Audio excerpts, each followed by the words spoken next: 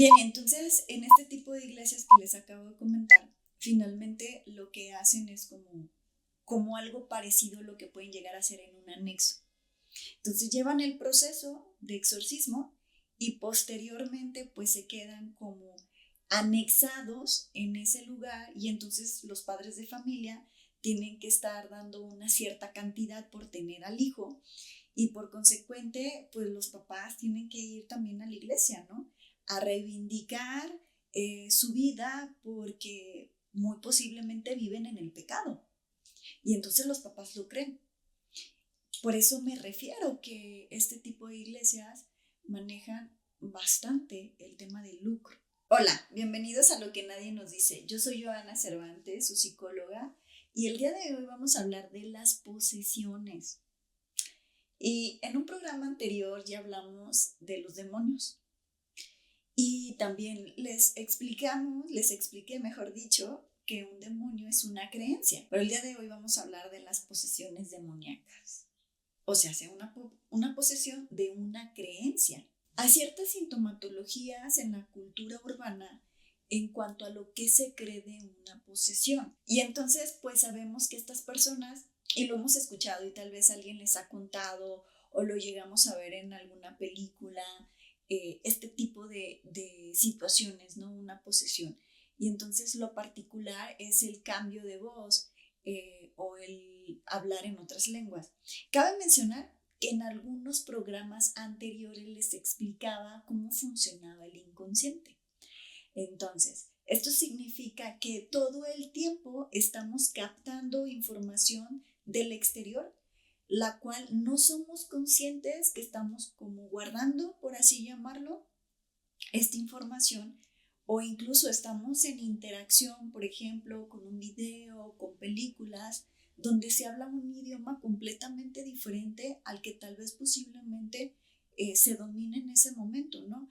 Entonces dicen, bueno, es que hablaba en arameo, ¿no? Pero no, yo jamás en mi vida había escuchado arameo o jamás he ido a estudiar arameo, pero finalmente en algún punto pudiste haber visto algún anuncio o alguna película, algún fragmento de una película que tal vez no recuerdas.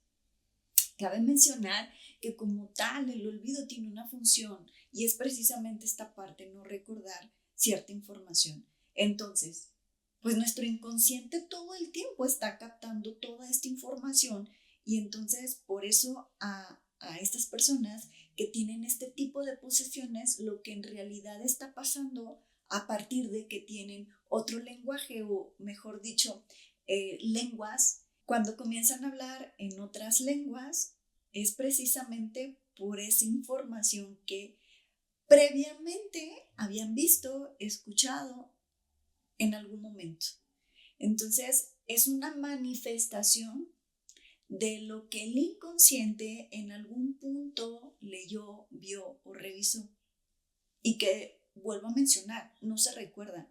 Entonces, no es que se tuviese como una habilidad fuera o extra, no, porque en realidad no existe esta parte.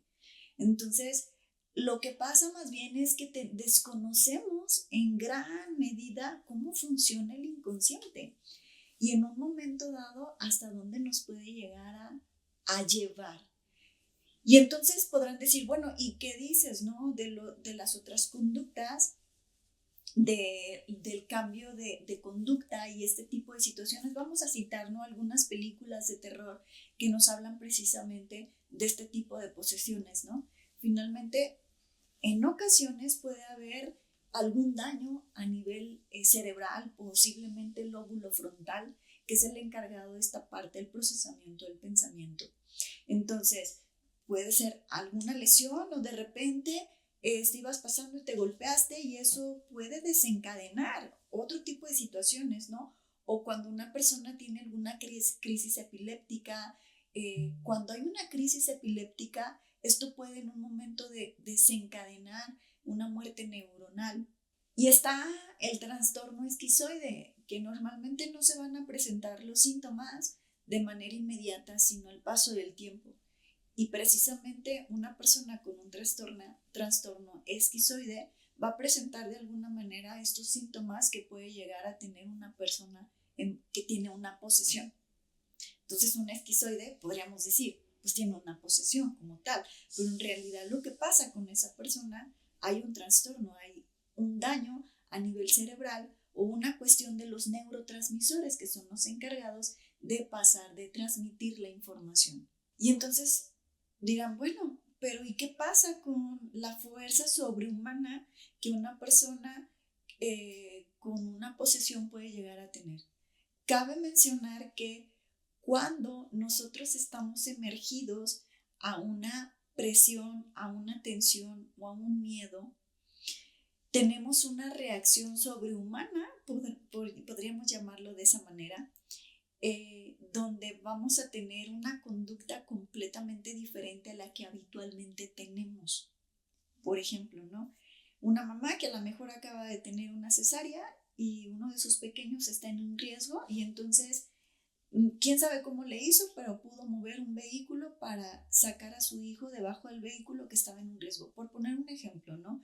Entonces, cuando estamos expuestos a un riesgo inminente, en ocasiones vamos a tener que sacar esa fuerza para poder de alguna manera librarnos de ese riesgo, ¿no? O también el ejemplo de que me contaba un paciente de que estaba viviendo de ilegal en Estados Unidos y entonces se brincó una cerca. Entonces tenían un perro suelto y el perro lo empezó a seguir y dice, es que de verdad no sé cómo fue que le hice, pero logré brincar una cerca súper alta. Y entonces dice, no, o sea, y él decía, a lo mejor no tendré como una fuerza sobrehumana, no, porque finalmente estaba en un peligro. Y lo que hacemos a nivel inconsciente es protegernos de ese peligro inminente que estamos viviendo. Bien, y entonces, ¿quién se encarga en un momento de regular como este tipo de posesiones? Pues ya saben, ¿no? Es el cristianismo, la Iglesia Católica, los pentecostés. Bien, entonces, en este tipo de iglesias que les acabo de comentar, finalmente lo que hacen es como algo parecido a lo que pueden llegar a hacer en un anexo. Entonces, llevan el proceso de exorcismo y posteriormente pues se quedan como anexados en ese lugar y entonces los padres de familia tienen que estar dando una cierta cantidad por tener al hijo y por consecuente pues los papás tienen que ir también a la iglesia, ¿no? A reivindicar su vida porque muy posiblemente viven en el pecado y entonces los papás lo creen. Por eso me refiero que este tipo de iglesias manejan bastante el tema del lucro. Entonces cabe mencionar que la Iglesia Católica tiene un protocolo a seguir antes de actuar. Esto significa que la Iglesia Católica dice, bueno, primer paso tenemos que derivarte a psiquiatría para ver qué está pasando.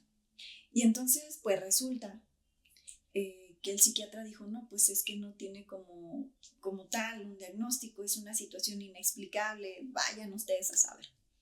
Entonces es cuando ya la Iglesia Católica toma cartas sobre el asunto. Si ustedes por alguna razón llegan a vivir o alguno de sus familiares, sus hijos, una situación de esta índole, es importante que puedan acudir a psiquiatría, a psicología, para poder identificar qué es lo que está pasando. Y no tenga que llevar un proceso tan tormentoso, complejo, en este tipo de lugares donde a final del día, como se los mencioné, con este tipo de iglesias se hace o se maneja el lucro. Y hemos llegado al final del programa. Yo soy Joana Cervantes, su psicóloga. Nos vemos. Hasta la próxima.